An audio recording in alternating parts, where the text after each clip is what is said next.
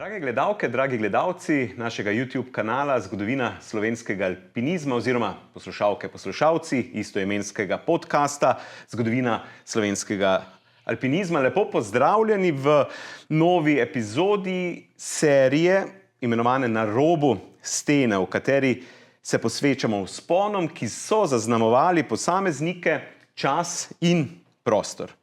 Z nami je Borislav Aleraj, legenda hrvaškega alpinizma, ki pa je že desetletja dobro poznan tudi v slovenskih plezalnih krogih. Rojen je leta 1946 v Zagrebu, kjer je končal študij medicine in kot epidemiolog opravljal svojo poklicno pot. Več kot pol stoletja pa je aktivno soustvarjal podobo hrvaškega in širšega, tedaj jugoslovanskega alpinizma.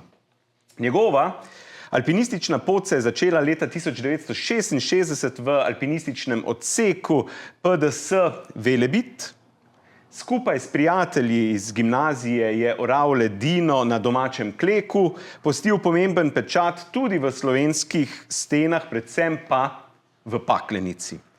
Prav tam je skupaj z najtesnejšim soplezalcem Marijanom Čepelakom, poznanim tudi kot Mali Gan, leta 1973 preplezal prvenstveno smer Brit-Klina, oziroma s polnim imenom Brit-Klina za Huniku, ki je postala ena najbolj ikoničnih smeri v Paklenici. Prepričan sem, da večina vas, poslušalcev, dobro ve, o čem bomo govorili oziroma o čem govorim tukaj v uvodu. Vzpon Čepelaka in Aleraja je trajal 8 dni. Smer je bila takrat ena najtežjih tehničnih smeri v Jugoslaviji, brez dvoma na Hrvaškem.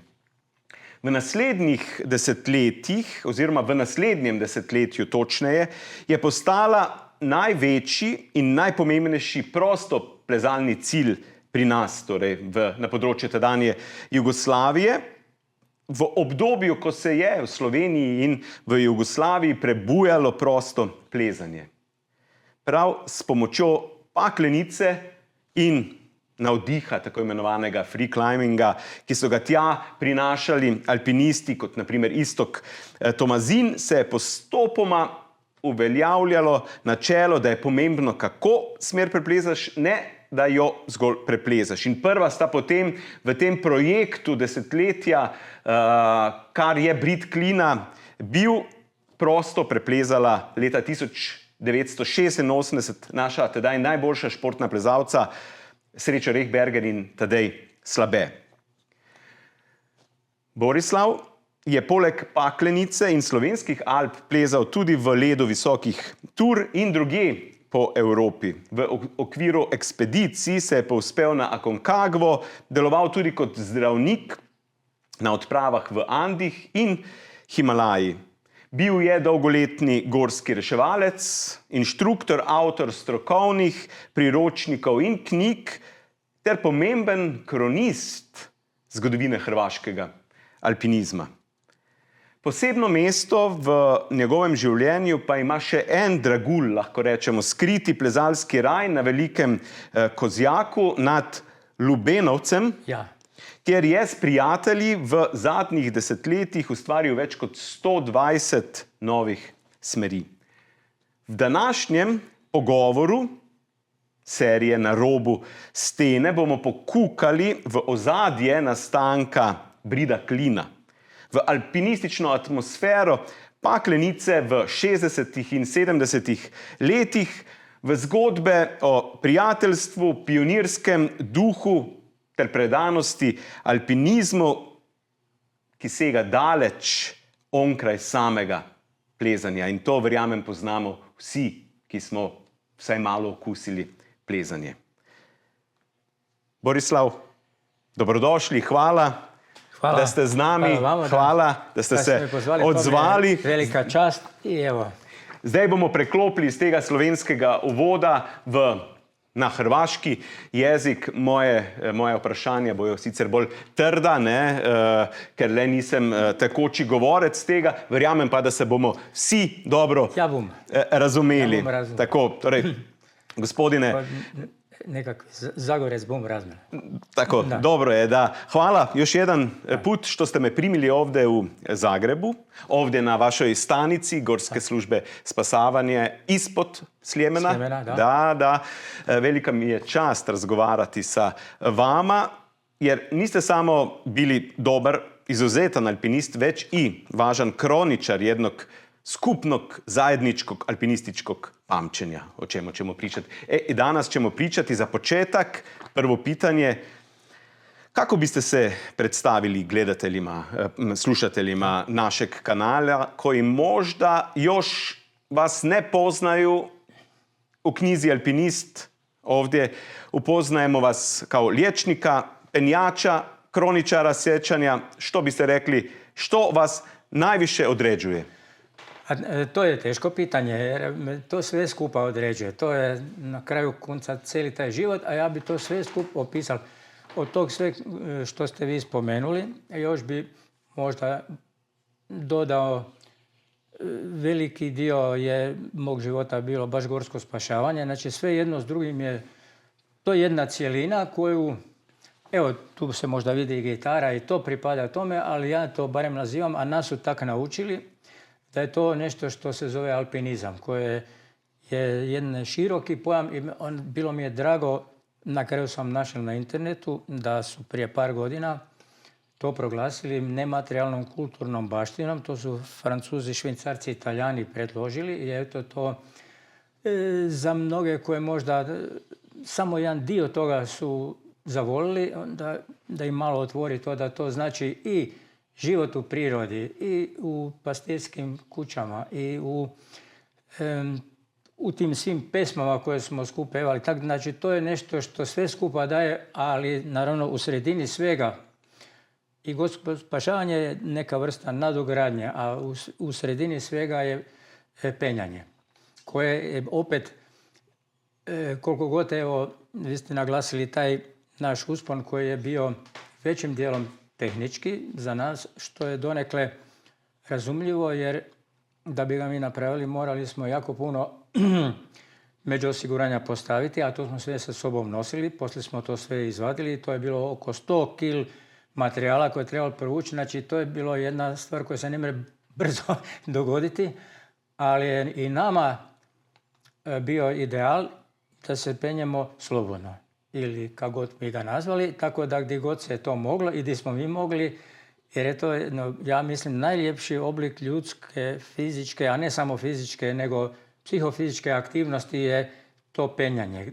Ja sam inače bio i gimnastičar i na neki način mogu naći tu neke veze od razgibanosti do snage, do te balansa delikatnog, s time da je penjanje ipak malo drukčije, jer je u stvari se događa na mjestima gdje može ti se dogoditi svašta i stalni oprez kod toga je jako bitan i to nas uvijek prati i nastojimo to. Ja sam do sada, evo, do svoje neke dobi koju neki nazivaju starom, a ja ne, sam prošao bez nekih većih, jesam imao nekih nezgoda, nijedno baš u penjačkom smjeru, ali recimo na silazu jesam, pa takve stvari se dogodile, tako da sam štošta imao u gipsu, ali jedan moj prijatelj je rekao, ako je to cijena za sve što smo lepo doživjeli, ne žalim se ja.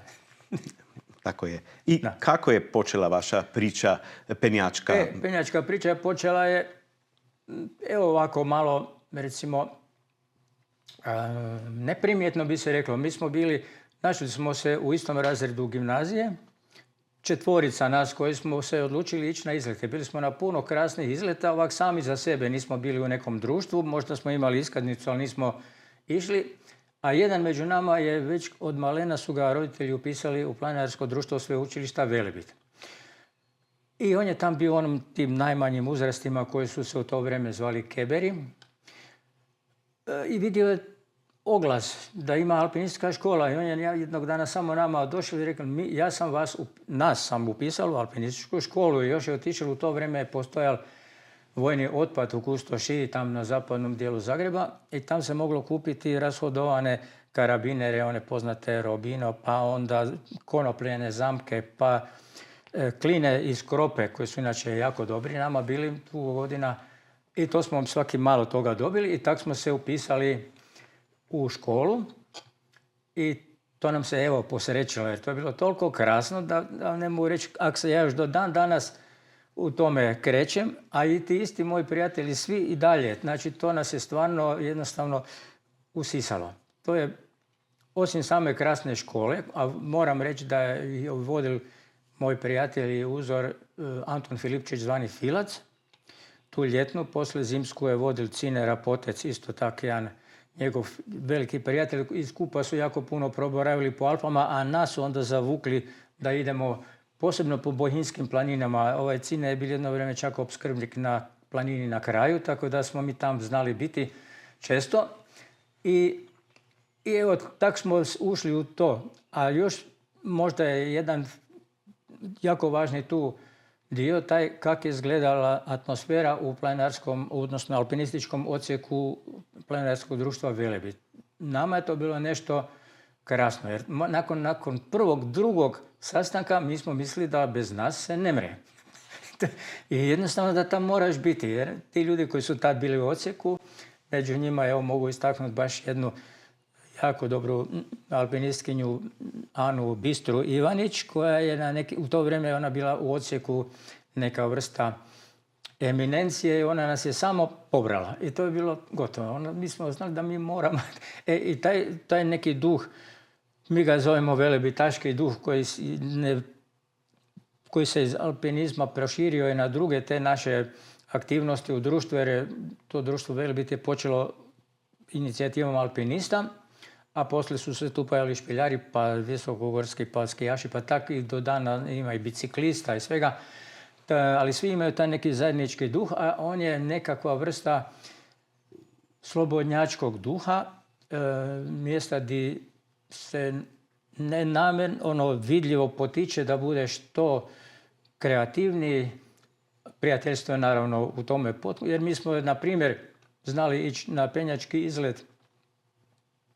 U Velebitu smo bili u ponedjeljak, utorak, srijedu, četvrtak, petak, onda u subotu i nedjelju na penjačkom izletu, onda s vlakom u 11 doma natrag u Zagreb i onda još prvo malo u Velebit, pa onda tek doma. Toliko nas je to društvo vezalo. Evo, i ono nas veže još i dan danas i to je uz samu ljepotu penjanja, koja je sama po sebi lijepa, s ničim se ne može meni usporediti, je taj društveni dio, a to isto sve govori da je taj cijeli sklop alpinizma se sastoji u tom dijelu gdje ljudi međusobno koji imaju slične te želje i afinitete da nađu jedni druge i da onda na taj način žive nešto što je nekom drugom možda, neću reći da mi je čudno, ali mi smo svjesni da imaju 100 aktivnosti i to je najljepše, da neko može se baviti jednim, a drugi drugom i da na taj način svoj život obogaćuje. Evo. Sjećate se prve smjeri koja je bila, gdje ste penjeli? To je bil Klek. Dugo godina su sve škole kao prvi smjer vodile tečajce u Klek u HPD-ov smjer. HPD to znači Hrvatsko planinarsko društvo. Danas se to zove Hrvatski planinarski savez, ali to je jedna tradicija koja sad, evo, lani je bilo 150 let, a ove godine je još jedna više. I još ta proslava od lani do danas traje. I to je bil jedan od prvih smjera u Kleku i jako je zgodan za školu jer ima raznolike oblike stijene, nije samo ploča ili samo kamin ili samo ne znam, nego to ima malo nekih ploča, pa onda jedan lepi sjenoviti kamin di cijeli unutra. A na kraju jedna prekrasna prečnica u otvorenoj bijeloj stijeni i iza ugla još jedna jaruga i onda gore, a na samom vrhu još je okno kroz koje se izađe na vrh. Tako da je to zbilja jedan ovako atraktivni smjer koji je ocjene 4. I to je danas, gledam ja te današnje škole, paklenica je sve obuzela i oni sad puno idu više u paklenicu nek na klek. To ima raznih razloga, zato jer je u paklenici je stijena čvršća, iako je tam zna pasti velikih blokova, ali što se tiče malih oprimaka, tam je puno bolje, a klek je klasična, slična alpskoj stijeni, ima dosta krša, krušljiva je i tako mora se malo više paziti, nema tu laganog penjanja čisto jer ima na svakoj polički je malo šodra i zbilja treba biti oprezan koji inače u alpskim stijenama, tako da je malo drukče i mnogi ljudi koji su naviknuti na čiste teškoće tehničkog, fizičkog penjanja, onda im je tamo malo se osjećaju nelagodno i rađe idu u paklenicu nego na klek, ali još sad ipak idu isto i na klek. Puno, a taj smjer je evo od tog cijelog uspona koji je bio Lepi, vodio nam ga je, u trojki smo bili tada, Cine, Rapotec. U to vrijeme su se prvi put pojavile ta sintetska užeta Edelridova koje su se zvale riđovke, bile su onako crveno smeđe šarene i dosta debele, bile su prek 11 mm. Je, ali ih nije bilo puno, a onda mi smo dobili i konopljano uže. Pa smo se tak penjali, ja prvi i zadnji put, a ja mislim da je to možda i zadnji put bio uopće da smo mi barem tu u našim tim krajevima baš u smjeri se penjali s konopljenim užetom. Stajalo u rožarstvu još dugo vremena, sad su već nestale, ne znam ni gdje su. To su bila onakva smotana sa crvenom kontrolnom niti, vjerojatno iz davnih vremena. I to je jedan prelaz koji možda danas mlađi ni ne osjećaju toliko koliko je to bilo iz užeta koje su od prirodnih vlakana, koje nijedno nije dulje od 5-6 metri, možda čak i manje, i sva se drže na trenje. I ako se dobro cukne, to se rezide. A ovaj, koliko god je dugi uže, toliko je i nit dugačka i ona koliko drži, toliko i drži. To je ona revolucionarna promjena gdje su penjači postali puno sigurniji i ukoliko nije nesreća da padneš na stijenu ili negdje, ako padneš lepo ravno u zrak, nije ti ništa. Ukoliko opet je navez dosta dobar da ne nastane i tu neki problem. Da. U naše doba mi smo se penjali samo navezani nije oko bilo pasa. Nije bilo još pojasa nije bilo, ne. A nije bilo ni kaciga. Tek negdje godinu, dvije nakon toga smo došli do prve kacige. Znači bez... A penjačice, ne gojzeri još? Ne, gojzerice su bile, ali to nije bilo... Prije su postojale penjačice tog filca. I one su jako dobre ako je suha stijena. To izvrsno drži, ali kad se malo zmoči, onda je gotovo. A onda je došla ta era nekakvog preferiranja tih tvrdih cipela koje isto ima svoje velike prednosti. Zato jer ti možeš stajati na vrlo malom izbočenju, bez velike muke. One su bile u stvari ogledalo penjanja u Alpama, više u kombiniranim stjenama, ali tu su dobro došle gdje se tu moglo fino tak stajati. Jedino ploče su bile baš teško prelazne jer je to teško staviti taj vibranski džon na neku jako strmu ploču.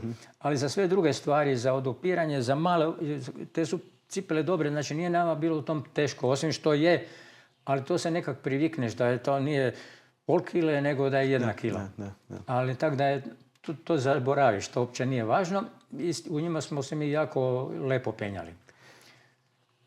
Eto, to je s time da se onda to pomalo kasnije napustilo i negdje od 80-ih smo se počeli penjati u ovim takozvanim penjačicama. To nikad mi kod nas ne znamo, za muške velimo da su penjači, a za ženske bi trebale biti penjačice, ali to su te šlape s kojima se penjemo, pa ne znamo kako bi točno to rekli, onda velimo alpinistkinje ili nešto slično.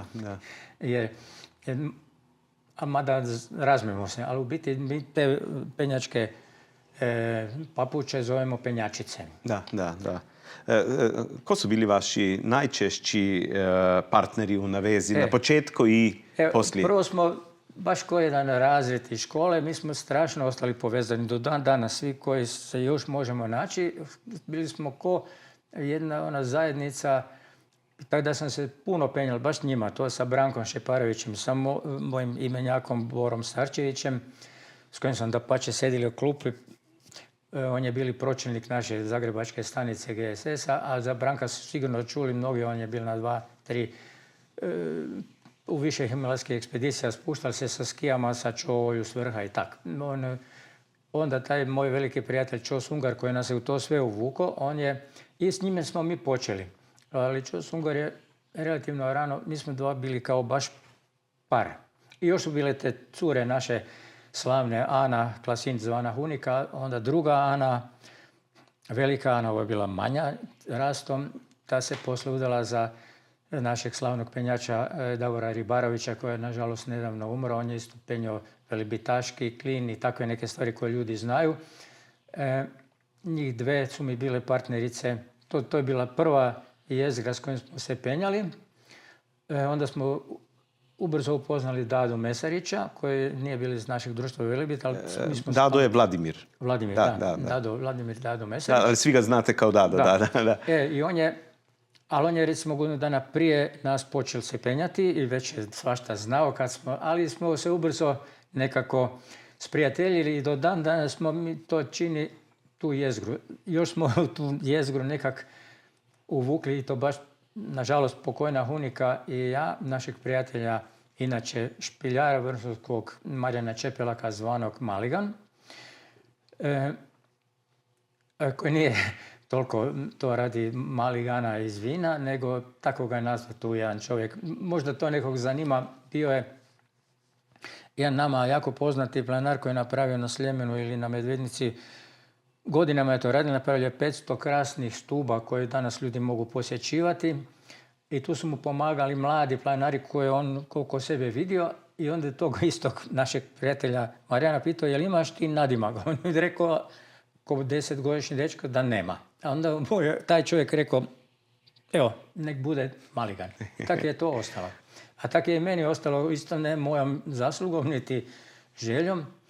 Moj taj nadimak Akac, po čem me mnogi znaju, to je bilo zato jer profesor matematike u gimnaziji nije točno se mogu sjetiti kako se ja zovem kad me prozvom.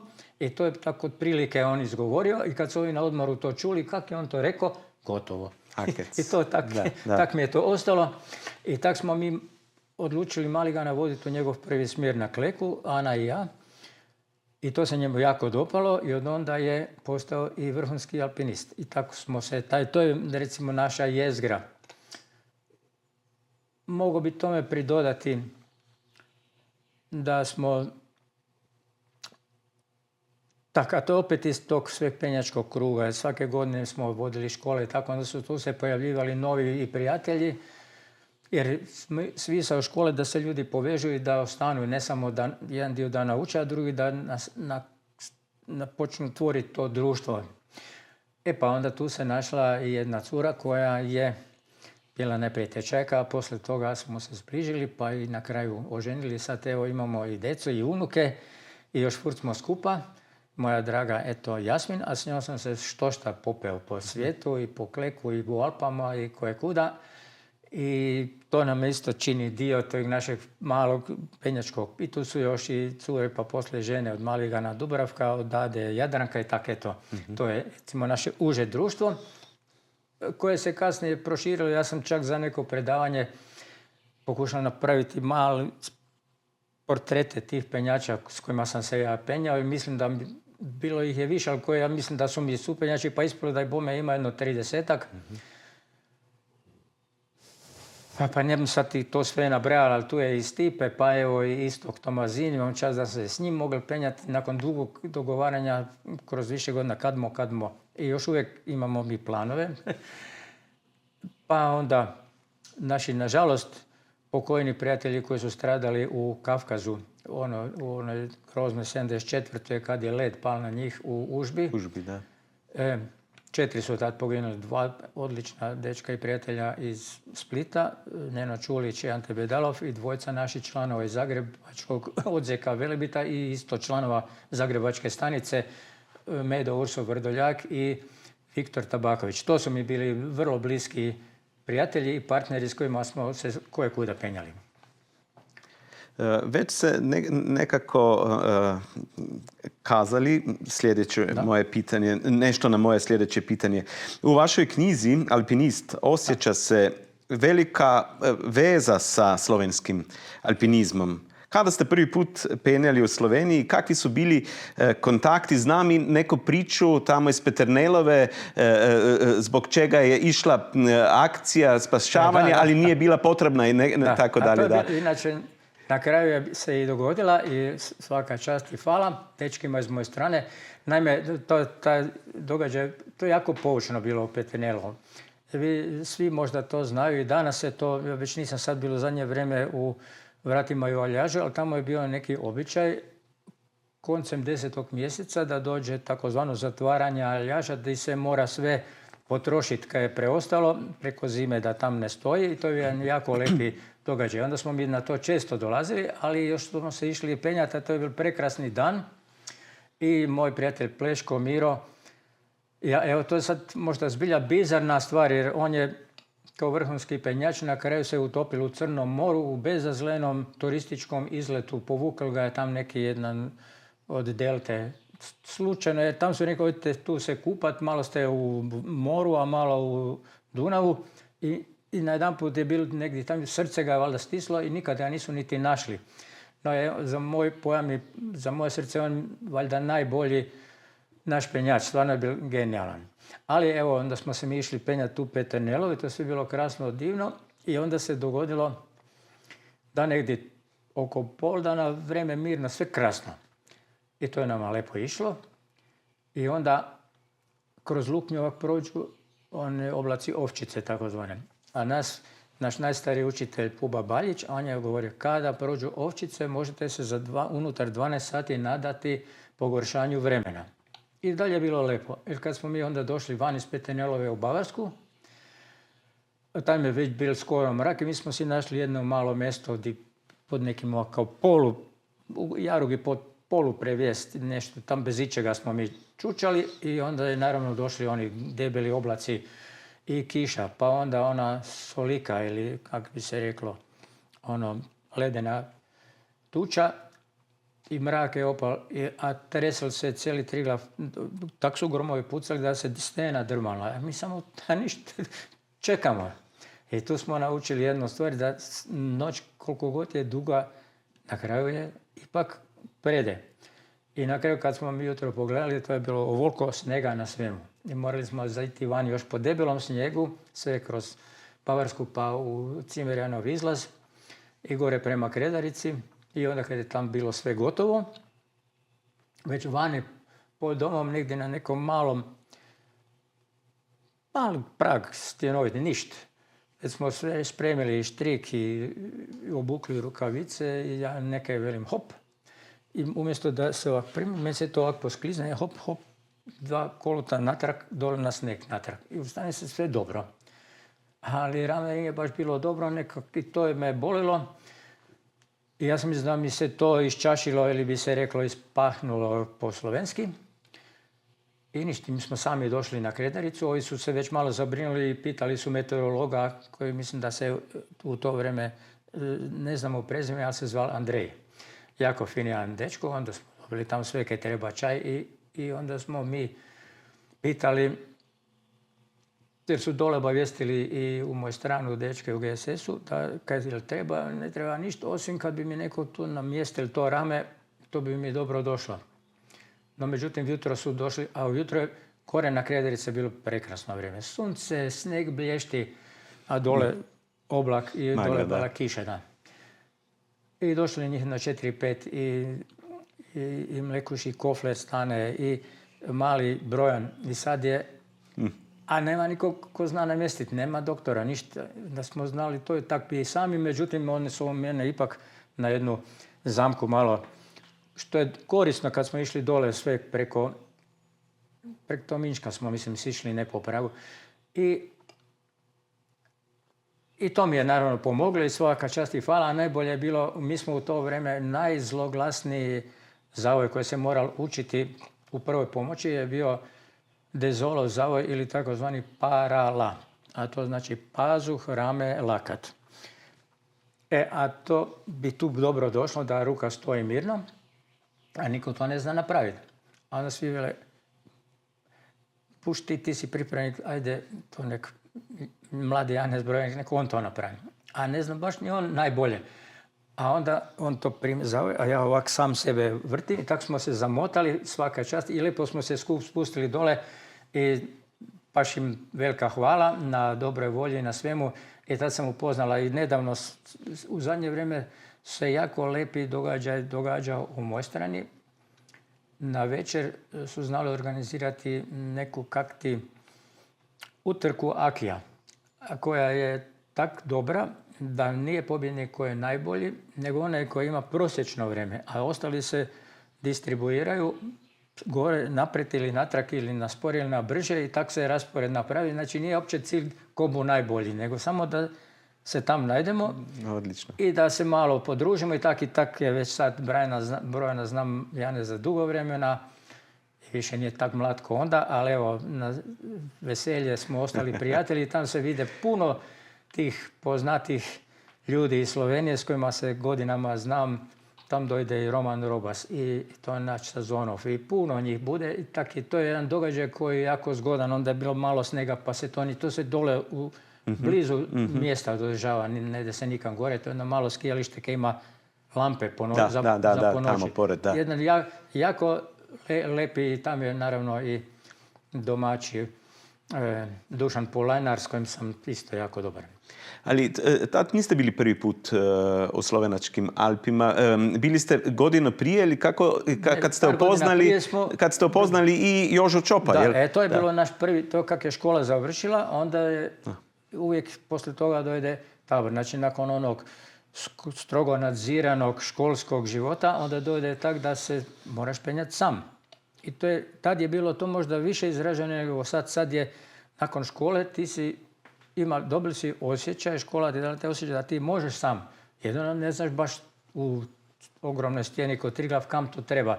Pa smo išli recimo 2-3 naveza, neko je znal kud se ide, a mi svi, i tam smo se sve penjali samostalno. I napravili sam nekoliko tih klasičnih smjerova te godine i to je bilo sve jako lepo. Nije baš bilo idealno vrijeme, svaki drugi dan ili svaki dan je padala kiša. Pa smo se dosta i šetali po dolini, tam i brali borovnice i već kaj je bilo. Ali bilo lepo i onda je došao tam smo upoznali isto dosta Galan, Andrej, tam dolazili Hudeček tih dana i onda se pojavili baš na naš završni taj proslavu pred kućom. Inače, sad nažalost pokojni jedan prijatelj koji je tamo bio s nama na tečaju iz Rijeke je dr. Pjero Katalinić. On je znao napraviti onu pravu logorsku vatru. Da. I to je krasno gorelo. I oko toga smo na onim drvima ovako okolo sedili, pijuckali i tako. I onda se tam našel Joža Čop, kojega je već znal od prije ovaj voditelj našeg tog tabora, Mićo Kukec, Leander zvani Mićo, koji je se potucal jako puno po Triglavskom tom kraju i čak je sudjelovalo u nekim akcijama tamo kako su vadili iz Čopa, mislim da Prosenca i Valantelovak, nekoga jedne godine davno. Ima to u onoj knjizi krasnoj koju ja uvijek čitam znova, kada je napisal Ciril Praček med gorskimi rješevalci. To je jedna jako lepa knjiga. Pa tam unutra ima svega. I on je bil supenjač sa isto, nažalost, pokojnim Ervinom Hanzerom, koji je isto u tom kraju Julijskih Alpa jako puno se muvali i u Travniku i u Triglavu i tako. No, i on je njega znal, pa ga je dopeljali, tako smo mi imali čas da on s nama tam sedi, da se razgovaramo. I onda, ajde, sad svi koji su prvi put u Triglavu moraju dobiti strikom, to je tako zvani tradicionalni običaj. To je bilo stvarno nježno, Čopa. Ali velim, ja sam od tog svega, kad je bilo zapamtili tu rečenicu koja je, ja mislim, svima jako važna, a to on je rekao, 3 metre blizu vrha, bliži si šodru nego vrhu.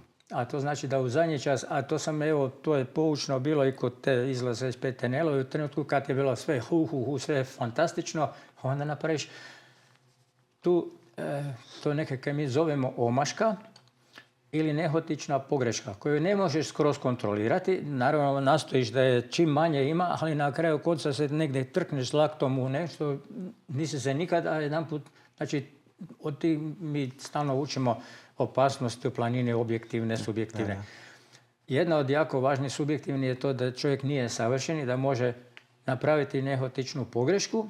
Naravno, pogotovo u trenutku kad se jako osjeća sretno i da je sve kao gotovo i tu može upast u tu zamku. I nažalost puno ljudi je tak na kraju stradalo u laganim zadnjim metrima stijene. Mi tad još se nismo penjali, ali znamo tu priču, to se dogodilo našim velikim penjačima, Branko Lukšiću ili Vakunah Kleku, koji su se sve popili na kraju na nekom travnatoj padini na izlazu, bez osiguravanja, idu oni međusobno navezani, jedan se posklizne, oba dva do zemlje. Nažalost, to su stvari, ja sam to na neki način u tim svim razmišljanjima i kad hoćeš to napisati, sam se sjetio te ljudi kojima se mi sjećamo, koji su nažalost stradali. Kaj su oni nama ostavili? Ostavili su možda najveći dar, to iskustvo da to ne napravimo kaj se njima dogodilo. Možda je to najvrednije kaj možemo od njih na neki način dobiti. Evo, tako je to bilo i taj večer je bila krasna. Poslije smo naravno morali pješke i fino sve do Mostrane, do autobusa, pa onda na vlak u Jesenice, ne znam već kako smo to išli onda. I to je bilo jako prekrasno ljeto i mi smo tam puno dolazili i to se onda čuje da se taj nekakva veselica tog ljetnog večeri Predaljažnice smatra da je jednim od najboljih događaja u tom kraju kroz više godina. Sigurno je još bilo 100 dobrih događaja, ali mnogi su ljudi koji su u tom sudjelovali i prijatelji Slovenije i naši svi rekli da je to bilo najbolji tulum, kak bi neko rekao, tam. Eto, tako smo mi taj izlet završili, svi su bili dobri. Inače, od tih svih zanimljivosti mogu reći kad je taj naš vođa tabora koji to sve kontrolira, Mićo, došli su naši prijatelji iz društva Željezničar i imali su to je najlonsko uže, ono staro još od rata, ne znamo točno od čeg je, ali je bilo jako dobro. A on je rekao, s tim se vi ne budete penjali jer više nijedna nit nije cijela jer je to bilo zbrušeno, to je bilo vijeno uže bez onog mantla. Tak jako su bili žalostni, on je samo to zaključalo u sobu i gotovo. I onda su morali ići sa ovim koje smo mi donesli, ovim slavnim riđovkama i tako.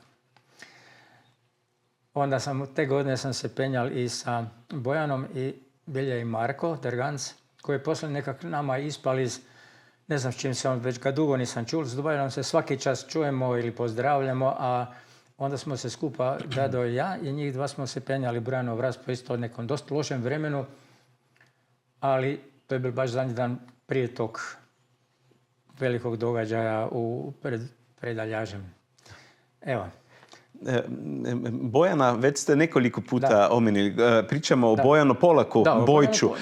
On je počeo penjati kod vas u Zagrebu, jel? On je bio u našoj školi jer Bojan i Marko su studirali brodogradnju, strojarstvo u Zagrebačkom fakultetu.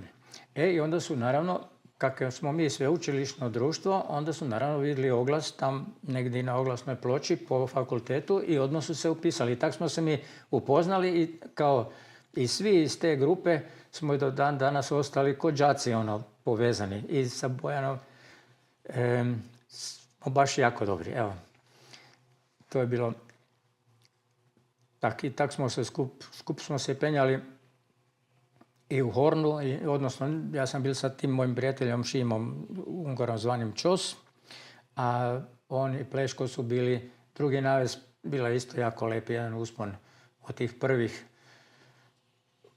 ljetnih, tog istog prvog ljeta našeg penjanja u tom smjeru u Hornu, u kojem je bilo zanimljivo spuštanje dole niz Jalovčev ozebnik, po cipelama i tako dalje. Prvo mi malo oprezno, a naš prijatelj Čo, on samo leti do...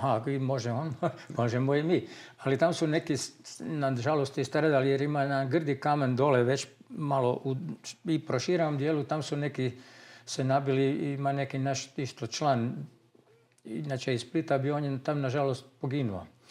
Ali mi smo pazili. Eto, i lepo smo se tak spustili. To su moja prva penjanja po Alpama i uvijek tam rado idem.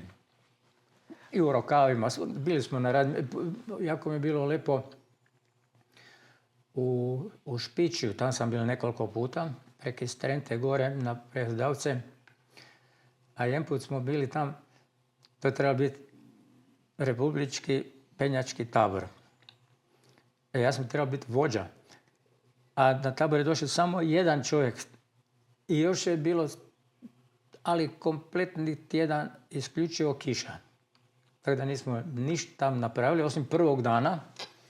Nego smo samo se po tom domu premještali svim tamo i to je bilo inače jako lepo. A s tim dečkom koji se inače zove Ivo Vauchner, s njim sam se tad dobro upoznali i još sam se puno put s njim jako lijepe stvari penjao. Super. Isto je u našoj gorskoj službi i jedan od najboljih naših.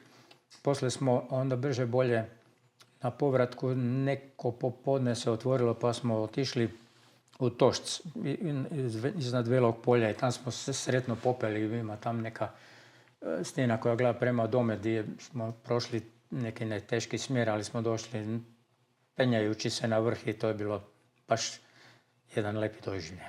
Isto.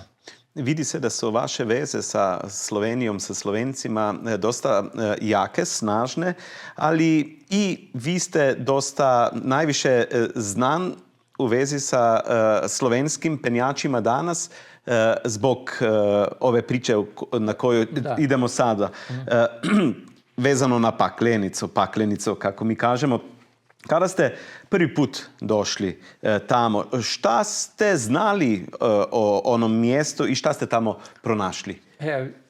To je zanimljivo, baš Paklenica je još u to vrijeme bila relativno novo otkriće.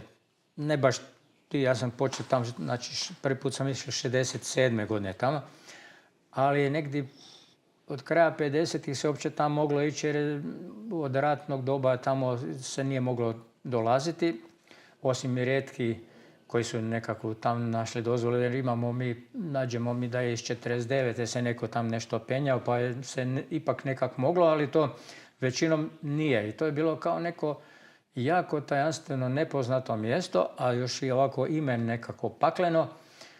I samo se znali da se tamo jako teški smjer od prije Drugog svjetskog rata bio taj Bramov smjer koji su penjali ti naši slavni penjači koje mi zovemo Zlatna naveza prijeratnog alpinizma Brezovečki i Dragman. I oni su to nazvali Bramov smjer po Bramu koji je nažalost u pokušaju da on se prvi sjetil da bi se penjalo u Anića Kuku 2 godine prije 38. Ali nažalost je ko prvi u navezu opal na jednu policu i to je bilo nažalost kobno i to žalostni kraj.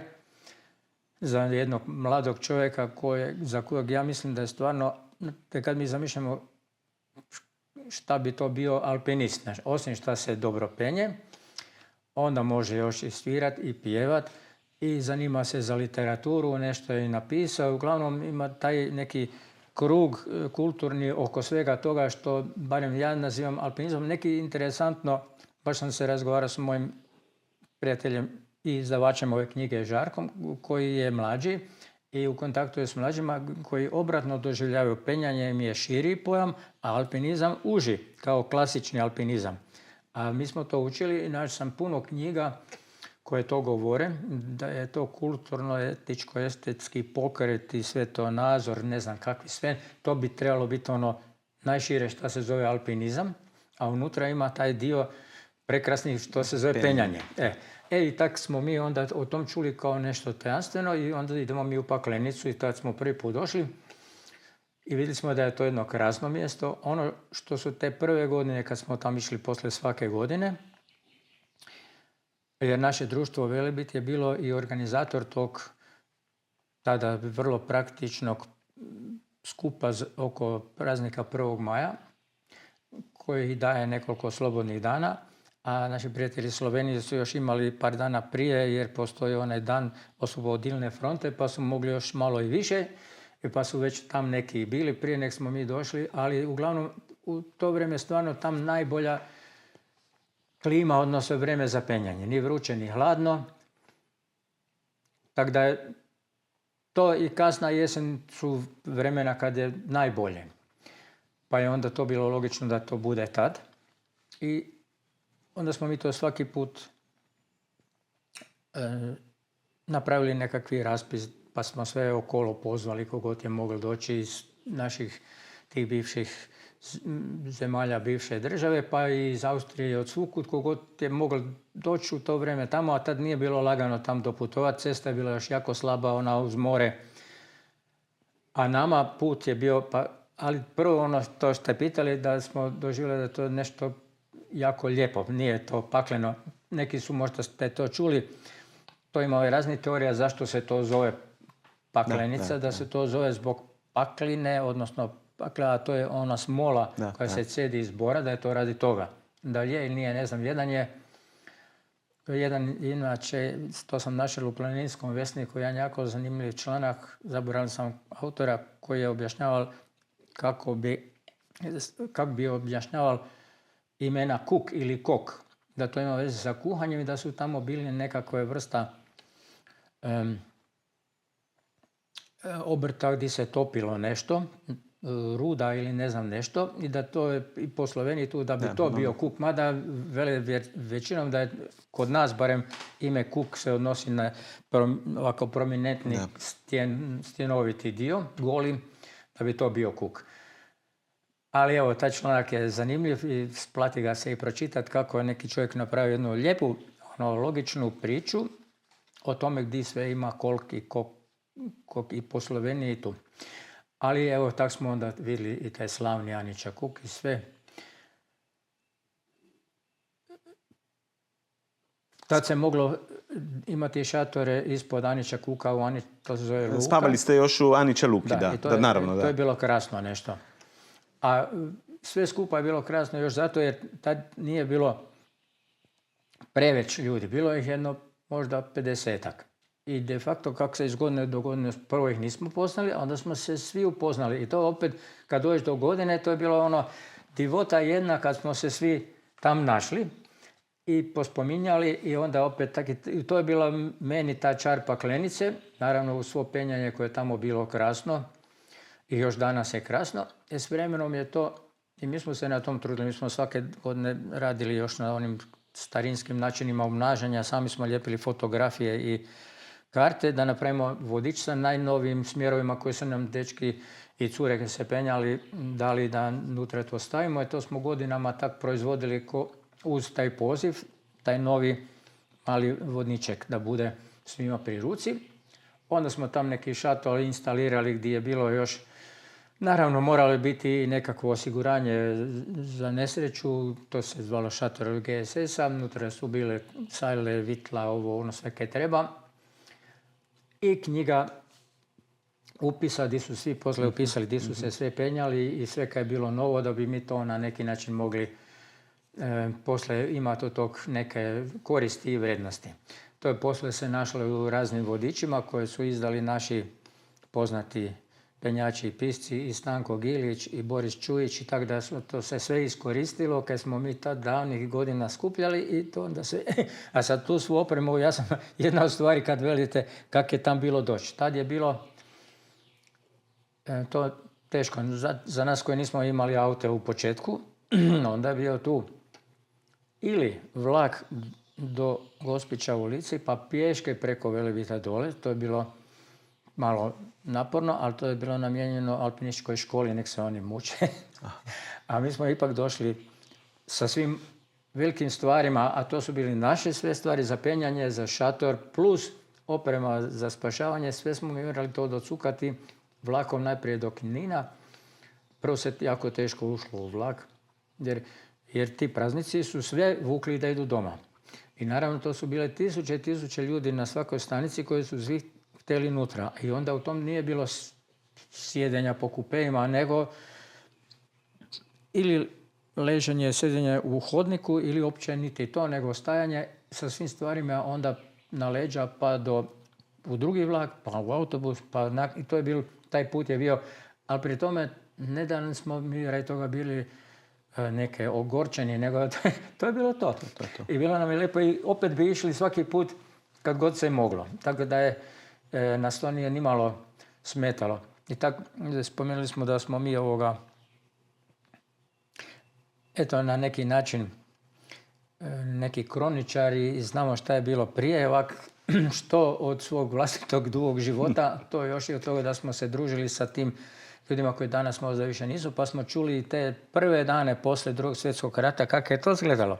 Ljudi nisu imali jesti, dobili su brašno i ne znam, neki sir, to je stajalo u tom našem društvu na tam malo povišenom dijelu i prije svakog izgleda to je neka od tih naših članica delila cipele, nikakve, negdje karton bio unutra, je bila rupa ali opet su išli. Išlo ih je na stotine. Cijeli vagon su bili u stanju iznajmiti da mogu nekam doći na izgled, koliko je to bila optimistički jedno društvo. Znači nije najvažnije koliko točno materijalnog imaš, nego kakvo ti je društvo i kakav te duh nosi. To smo nekako i naslijedili od naših tih učitelja. Nastojimo i ovim mladima nekako to prenesti do danas da to osjete u čem je tajna toga svega. I to je bila ta prva paklenica i svi koji su se penjali, to se točno pratilo gdje je ko išel od zdola. Naravno nismo mi imali, bile su neke radiostanice, ali nisu to svi imali, nego smo se mi to malo dovikivali. Imali smo, vidite, danas to skoro niko ne rabi, to se zvalo megafon. Jer to smo mogli viknuti gore. Jer je dole kak je jaki potok, onda pogotovo u svibnju je potok. I to se čuje. I onda je ta komunikacija teška. A u jesen, u 9. mjeseca, muk, tišina, nema niš ni kapi vode, onda može se razgovarati. I to je jedna od detalja koje smo mi, dok smo se penjali ti par dana u onom bridu, onda ide dole neka domaća baka i u nas pita gore, djeca, jeste vidjeli di su mi ovce? A čuje se ko da je tamo, jer je potpuna tišina u 9. mjesecu. A mi velim, bako, tu su iza kuka, su otišle, ona fala i onda ona otiđe tamo. Tako da to je bilo penjanje u jesen, malo drugčije. Ali jedno i drugo je prekrasno, a prekrasno je čak i kad nije dobro vrijeme. Onda je to možda jedan od posebnih ugođaja kad je jugo u paklenici, pada kiša, ti negdje stojiš, čekaš da prestane, a one sve ptičice dalje cvrkuću, tamo ima dosta tih slavuja, to je nešto onak stvarno za zapamtiti, taj neki ugođaj juga u paklenici.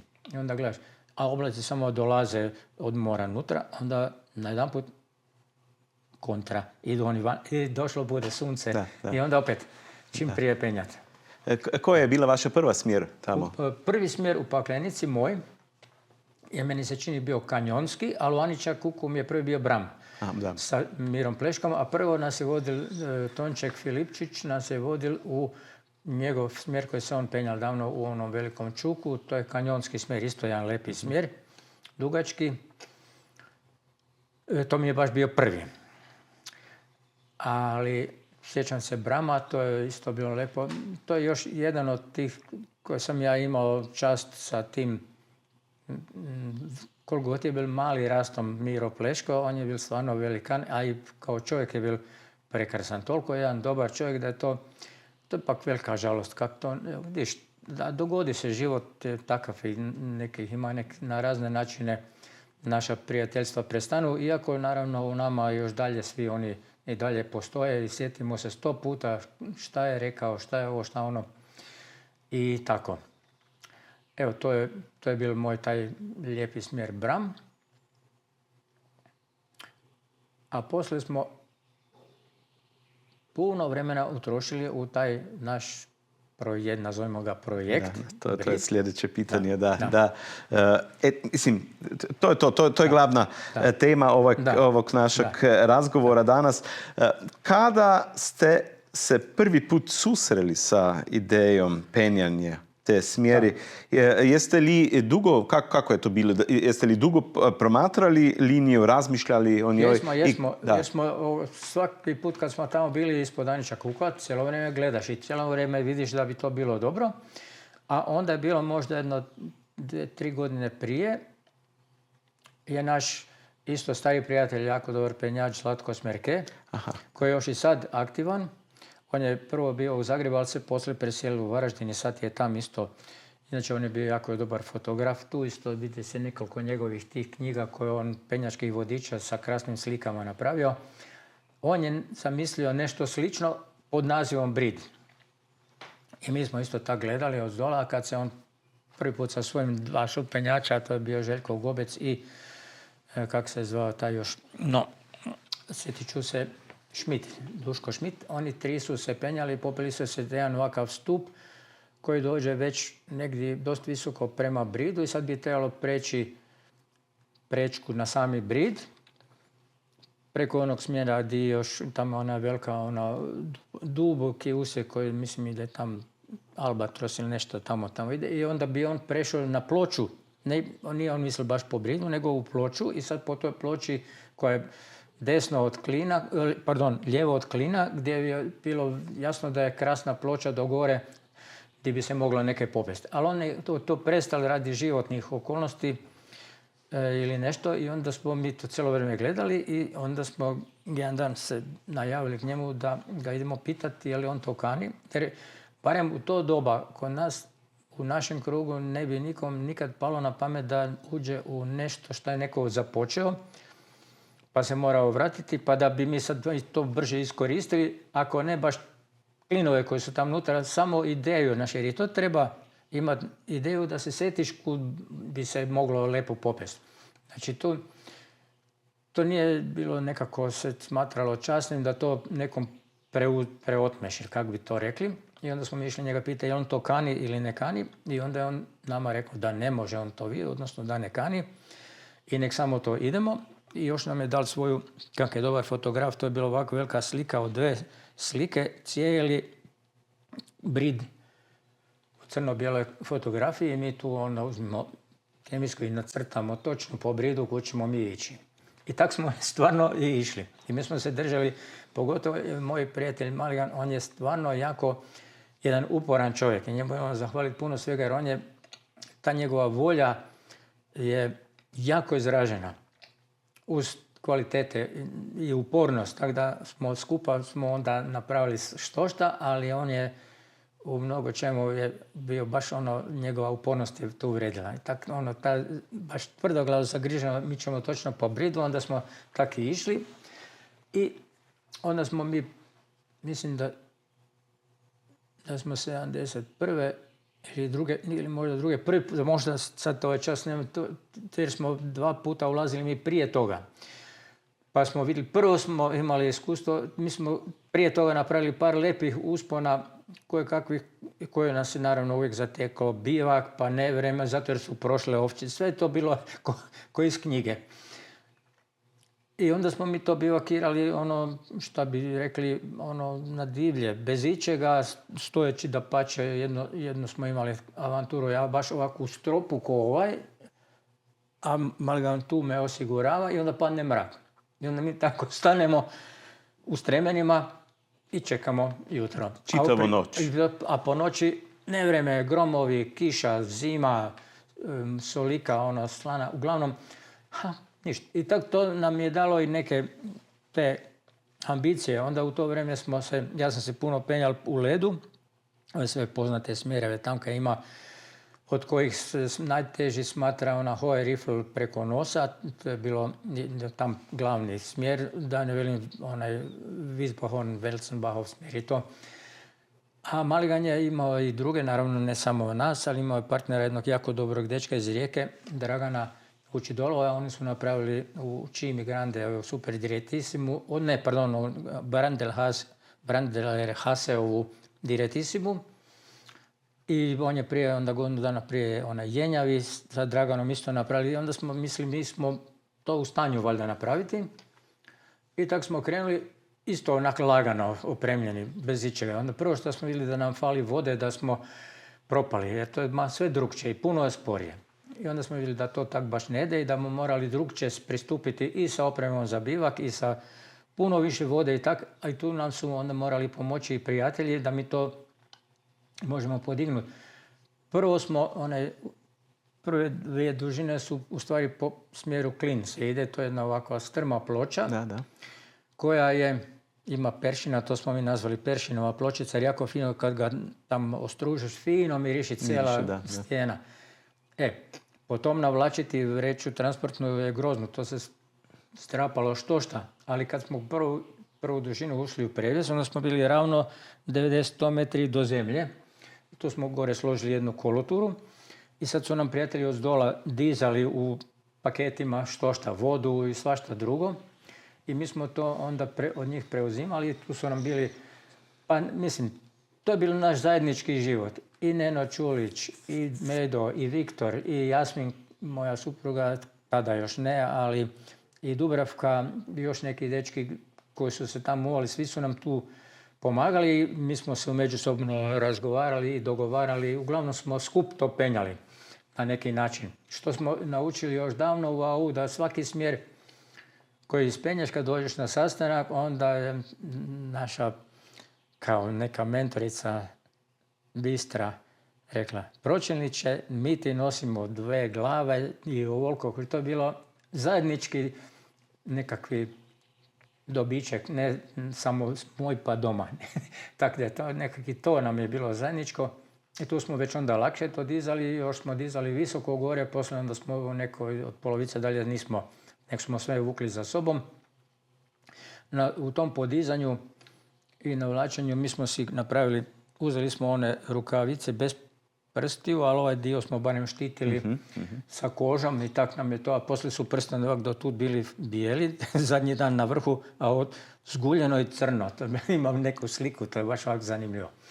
I tako smo svašta dobili od zdola i između ostaloga i jednu flašu rakije. To nam je Viktor podmetnuo kao šalu. Naravno da to nismo mi niti okusili, niti se ne bi usudili, jer to je stvarno bilo da moraš se apsolutno koncentrirati na sve. Jer nismo nismo niti htjeli, a niti bi bilo dobro da opadnemo. A mogli bi opasti, recimo, da loše postavimo klin pa da ustanemo i da on zvekneš u prevez i da binglaš i sad onda ne može, da. Nije to lako. Da.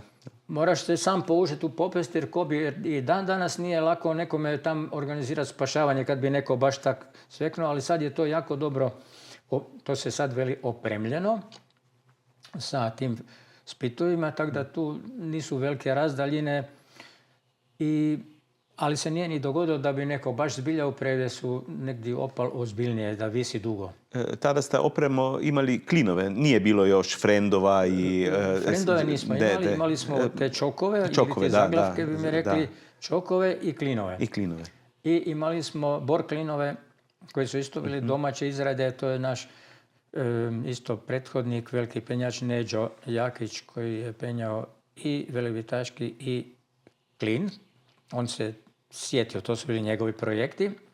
On je, za klin su si oni napravili, to su bili mali ovakvi klinovi od željeza, 6 mm željeza, na koje je navarena ušica, isto 6 mm, a sa svrdlom je izbušena u ovom prednjem dijelu rupa. I onda kad to se zatuče, rupu se sa borerom izbuši ručno i onda se to zatuče i to jako dobro primi, ali se to ne smije naopasti jer to je sve skupa ovak kratko, to bi bilo jako loše da na to, ali nismo opali, ali to smo imali i rabili smo u cijelom smjeru gdje smo stotine međuklinova ili već kakvi su to morali. Koliko ste imali opreme željeza? Željeza smo imali, sad baš željeza ne znam točno, ali jako puno jer ne treba ih toliko, ali treba jako raznih vrsta. Treba biti oni super tanki, nazovimo žileti, specijalci, do širokih bongova, ovisno kakve su tu pukotine.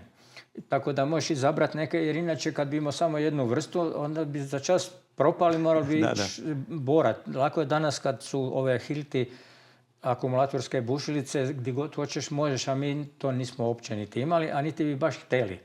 Jer znate, to je isto kako se mijenja pogled na to. Možda se vi sjećate epizode kad je onaj poznati talijanski penjač, mislim da se zvao Cesare Maestri. On je u Patagoniji išao, pa je tamo sa bušilicom borao. Jako su ga iskritizirali cijeli svijet, a danas je to dosta uobičajena stvar. a njega su šteli izopćit skoro. Tako da mi nismo se bavili time, ali smo nastojali imati klin za svaku pukotinu i sad za one najšire, a to je inače, to bi se reklo, mi smo to nazvali odlom, jer zbilja izgleda kao veliki odlom u gornjoj polovici brida. Inače bi moglo neko reći da je to dijedar ili zajeda. On ima ovak široku pukotinu. Tu se nije više ništa od željeza išlo, nego drvene kajle bi mi rekli. Ili kajle kod nas, da. Njih sam ja, evo, tim se ponosim, radio kod svog Vujče Dragića u Samoboru. On je bil tišler ili stolar i tam sam ja to sve napravio i mi smo toga imali. Imam ih i još doma, mogu opet ići kad god zatreba. I to je parena bukovina, to je se pokazalo, to se ne mre zvaditi. To kad zabiješ, to je to. Ali to, inače smo mi sve te što smo mi zabili, smo mi to i izvadili. I to je još trajalo posao koji smo mi sve obavili, tako da nije iza nas ostalo tu puno unutra željeza. Ali kajle nismo uopće mogli izvaditi, to je sve tamo ostalo. Da li još to sad kaj vreme, nisam tamo jako dugo bio, pa ne znam, ali ako nije pod nekom vodom, to je isto koje prije. To je bila ta naša oprema, ali mi smo to, brojili smo to, pa hranu, pa koher, pa vodu, pa to, onda to je bilo, neprekidno smo oko 100 kila mi pomicali prema gore, svako popoldan, tako da, znate kako se veli, to smo se mi šalili. Jer inače se kod nas, a mislim da slično u Sloveniji se zove kad se menjaju penjači u vodstvu, onda se to zove da se penje cug. Da. Onda mi smo cug dan.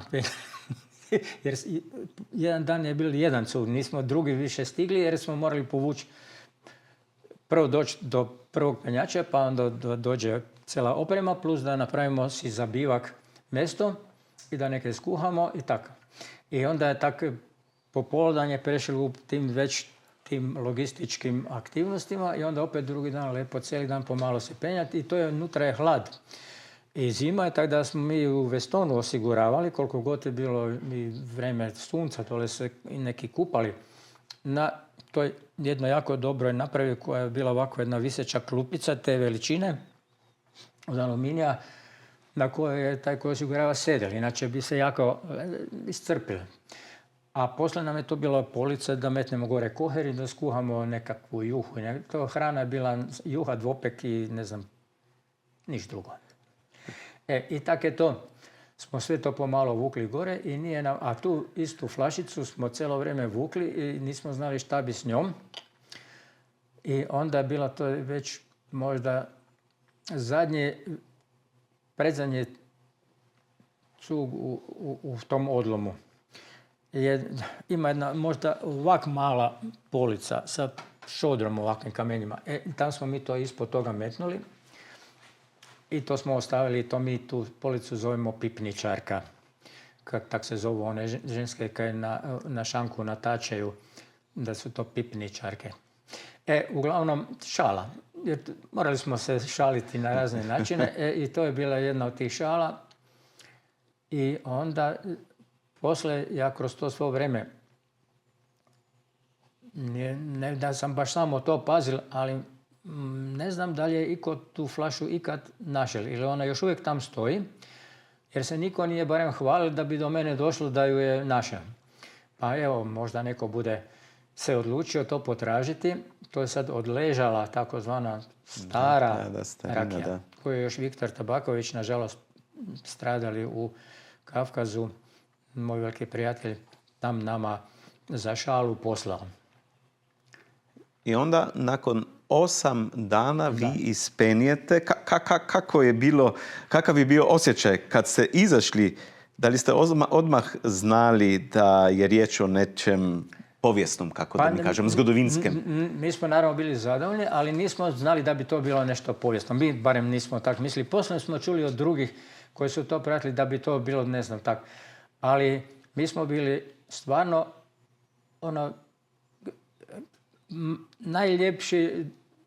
najljepši primjerak onog osjećaja penjačkog kad izađeš iz smjera, koji uvijek je sličan, koji mene barem najviše drži kod toga. kad dođeš van i kad je gotovo i kad se razvežeš i kad se međusobno i obično si ruku damo i tak. Tam je to bilo možda najljepše i najizraženije nakon toliko vremena. Inače, najbolje je bio na tih zadnji dan. I mene je dopalo da taj najistaknuti komad brida pređem i ja dođem van u ploču vertikalno, ali to je nama bilo ko ravno, to je gotovo. Ali to baš nije bilo čisto ravno, nego još jedan dan. Prvo malo 6 pa 5 pa 4 pa 3, na kraju dođe se kroz trojku na sami vrh, a već su od zgora nas prijatelji gledali i naš prijatelj, to zahvaljujemo im neke od tih lijepih slike koje danas se smatraju čak i povijesnima. Ikonične one. Da, to je napravio naš prijatelj i supenjač Hrvoje Lukatela zvani Luka, koji se bavio fotografijom odličnom i on je nas je to slikao i neke od zgora dole u već te zadnje metre vidi se gdje se pojavljujemo mi tam prema gore. A slikao nas je i mislim da to i u knjigi ima sa druge strane doline se popeo prema Manitoj peći, onda imao na 1000 mm teleobjektiv i slikao nas je unutra u tom velikom odlomu. Ovak se vide 2 točkice unutra u hladu jedan tih dana. I naravno da su svi bili na neki način sretni i tamo smo se izrukovali i pozdravljali i pomogli su nas nositi sve te stvari naravno dole. Ja velim, više je jedna ugodna relaksacija. Ali mogu, ako vam se to da slušati, tu se pojavio jedan neobičan događaj koji ne znamo objasniti zato jer taj zadnji dan, predzadnji i zadnji dan, mi smo bili visoko iznad doline Paklenicke i sve skupa. I tam ima i vjetra, valjda, ne znam. Ali uglavnom, meni se činilo da ja čujem jedan, u stvari lijepi, ali tihi, više glasni zvuk orgulja.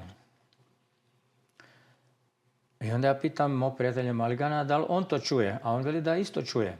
I mi smo to obodva čuli i uz taj jedan nekakvu muzičku neobičnu pratnju smo mi izašli van. Da li je to bilo realni kombinacija tog nekog vjetra kroz dolinu i nečega ili smo to mi skroz izmislili, to ja nisam siguran, ali mi smo to čuli ne samo ja, nego oba dva.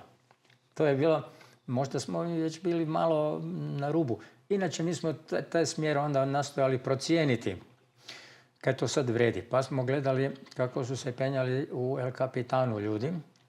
I onda smo to veličine tih stijena usporedili, pa ispalo je to bilo isto, jer su oni ljudi koji su se prvi penjali tamo, onaj Salatej, oni su 35 dana se penjali to. Sa naravno svim uvjetima za noćenje i tako. Onda to otprilike dođe na to isto.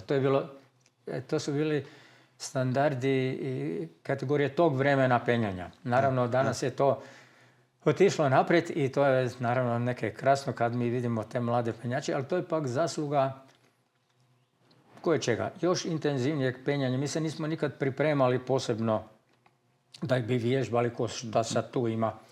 Ali smo svaki vikend smo se penjali, svaki. Pa i dok smo bili studenti i prek tjedna smo išli kad god smo mogli. Znači mi smo neprekidno se penjali. A drugo, oprema je bila puno teža i ako ideš u prvenstvene, onda moraš nositi puno stvari, a ne malo stvari. U ponavljanjima je to sve drukčije malo i puno si slobodniji, a opet uživaš, jer i to je krasno. Svako ponavljanje je isto krasno, nijedno nije dosadno. Brit klina i danas ima, možemo bez dvojbe reći, mitski status u Paklenici. Iako se danas penje slobodno, linija još danas nije među često penjanima smjerova. Ni u klasičnom, ni u modernom smislu. Sad ste rekli El Capitan. Čitao sam negdje da je naša Martina Čufar, poznata, velika sportska penjačica, rekla da je Brit klina u Paklenici fotogeničko i šire isto kao nos u El Capitano. Ono što najprije vidiš i što si želiš da penjete. Kako danas gledate na ovaj sad sa odmakom, gledate na taj uspon? Niste ga ponovili nikad? Ja ga nisam ponavljali, penjali smo druge smjerove. Puno smo drugih smjerova napravili i onda nas to više nije nismo imali niti vremena, niti su okolnosti tak išle da još idemo to ponavljati. Ali evo šta ja od tog mogu reći, ja sam u stvari sretan i živimo s tim mladim ljudima. To je jedan isto lijepa strana da barem tu gdje se mi krećemo nisu sve ljudi, ima raznih ljudi mladi koji misle da su sami sebi dosta, pa oni starci nemaju nikakve vrednosti, ali evo mi imamo sreću da živimo okruženi s ljudima kojima je to drago i s kojima mi sad idemo na izlete i skup se penjemo i sviramo i tako, i onda oni to naravno znaju i gledam kako su oni, to je skoro svakodnevno vježbanje, a oprema je drukčija, puno je lakše i tako dalje. I sad iz toga svega skupa nastupa taj neki problem, ali ja sam to malo pokušao vidjeti, to je tako, nakon tog, nazovimo, razdoblja klasičnoga koje negdje završava valjda u tam 70-ima, možda 80-ima, onda je došlo vrijeme tih jako teških kratkih smjerova. Malo gore pa apsel dole, pa gore pa dole. Onda to izgledalo kao malo i na neki način kaj to je. Ali nakon toga, kad su ti ljudi kad im je to postalo da su doma u tom, onda su počeli ići u velike stijene, pa na kraju ih Himalaju, znači sad je svigdje ima smjer ocjene 9 ili ne znam kaj, ne samo na malom komadiću. Ima je to u Paklenci, ona slavna, među prvima velikima je bila ona neka maratoneta, ta je bila 10. Ona je neki ovak kamen usput. Ali tako da ta neka širina je dala još jednu odskučnu da to sve ide, ali sve ljudske aktivnosti pa je te idu naprijed i to je tako. I tu možemo samo biti sretni i veseli. I vidim, pa čak i ta natjecanja koja barem kod nas nisu, a ja se nisam s njima bavio, ali sam bil na puno njih i od prvoga koja je bila tu u prvoj umjetnoj stijeni koja je bila u Domu športova tam na Trešnjevki koje sad više nema, kod doktor. Jer tam mora biti doktor, jer je to natjecanje. Onda i u Paklenici sam bili ko osiguranje GSS-a gore na vrhu onoga stupa ili kak se to zove, debeli kuk. Pa sam gledal to, ali ono što su još do sad penjači zadržali, jer u tom natjecateljskom športu svom, onda kad to postane grozničavo i kad si ti protiv drugih ljudi, to što se inače cijelo vrijeme i planinarstvo i alpinizam hvali da ti se natječeš više sa sobom i sa prirodom nek s drugim ljudima. Ali ovo natjecanje ipak je samo nekako jako lijepo sredstvo, jer cilj nije da si bolji baš od toga ili od onoga i još da poslije paziš da ne bi on nešto kao što nije dozvoljeno napravio. Znate kako sad ovi, ne znam, skaču ili da imaju triko kad se skijaju koji nije od ovakvog materijala, to se onda paze to na sreću moju, barem u penjanju ne vidim i to još uvijek ima taj čar. U početku, ta prva natjecanja su bila čovjek donese svoju kazetu, još nije bilo disko, nek kazetu, da svoju glazbu, oni mu stave i on se penje. I to je bilo više jedna zabava, ali to je jako poticajno, jer se trudiš kuško i ti ljudi time postaju bolju i to im daje mogućnosti da idu sve dalje i dalje do ne znam kojih visina. Danas su velike, a još sigurno budu još veće malo. To je tako. Znači ja se s time samo veselim, ali uvijek znam da je u toj činjenici da postoji neki smjer koji se recimo zove velebitaški ili klin ili brit klina ili bram. To je neko smislio i napravio i uložio neku. Inače ovako možda to ne znate, a to su nam ovi naši stariji penjači pričali kad su se penjali te prve smjerove Anića Kuku. Tad je to ljudima, domaćima bilo potpuno nemoguće i oni su njima na vrh stijene donesli med i mlijeko kao počast. To mi nismo doživjeli, tad je već sve bilo malo poznatije, ali oni su to doživjeli kao božanstvo kad su tam izašli. jer su bili s njima povezani. Tad je bilo malo ljudi tamo, sve skupa. Par tih u tim zaseocima i penjača samo par. Ali onda je s vremenom Paklenica počela, zahvaljujući tome kad smo taj glas pomalo širili, dobar glas, je počelo biti ljudi sve više i više. Pa na kraju je bilo 2-3 tisuće ljudi ispod Anića Kuka. Onda je park zaključio da to ne bi baš išlo, barem do sada, jer to zahtjeva u najmanju ruku te sanitarne uvjete drugčije. Ne. Pa su onda to tam zabranili negdje, mislim da je 89. na 90. tu su to bili zabranili. Još smo mi bili možda zadnji, jer su nam došli u goste penjači iz Engleske, koje smo upoznali na nekom sastanku UIAA. Pa smo tamo u Spivu na aerodromu rekli, pa mogli bi doći. A oni nazvali, mi dolazimo. I došli su i Denis Gray, još neki onaj Steve Bolenka je doktor njihov poznati, i došli su i lijepo ni u Anića Luku, a tam se ne smije. A onda su ovi domaći rekli, ali vi smijete. Onda mi gore, a svi dole. Onda nam je bilo to tak tužno. Onda smo i mi bili dole. Kad ćemo drugo? To bilo zadnji put da sam imao šator gore. I lijepo smo se isto proveli. Ovi naši gosti su bili jako sretni i veseli. I isto smo svašta naučili. I to smo isto čuli jednu rečenicu od Denisa Greya,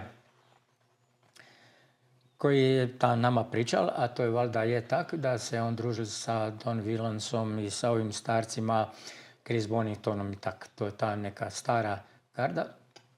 On je rekao jednu od njihovih tih klasičnih uzrečica da first climber ili leader shall never fall. Što je danas kod dingljanja u prevez, možete i 10 puta probavati, ali tad je to bilo naravno jako pogubno. Ali to smo i mi isto tako učili, to nam se sviđalo. A i onda je bilo zanimljivo, moj prijatelj je urednik knjige Žarak, on je rekao da nije shall nego must. Aha. I onda smo se malo oko toga natezali i našli sam da sadašnji predsjednik, jedan od predsjednika londonskog Alpine kluba je rekao shall. A mnogi su u internetu možete vidjeti tu rečenicu sa must, a ne sa shall, ali dobro. Po nekom, to je ona pitanje da li je shall stroži oblik od must. Ali shall može biti jako naredbodavan u kontekstu, koliko god na izgled nije. Tako da to su takve neke sitnice koje smo tad zapamtili od tog njihovog davnog posjeta. I kad sam zadnji put imao šator u Paklenici i oni isto. U Luki, da. U Luci, da. Eto, to je lepo. Sad su napravili, dosta su lepo uredili te prostore nekadašnjih tih vojnih tunela. Pa se tam može svake vidjeti i o penjanju u Paklenici.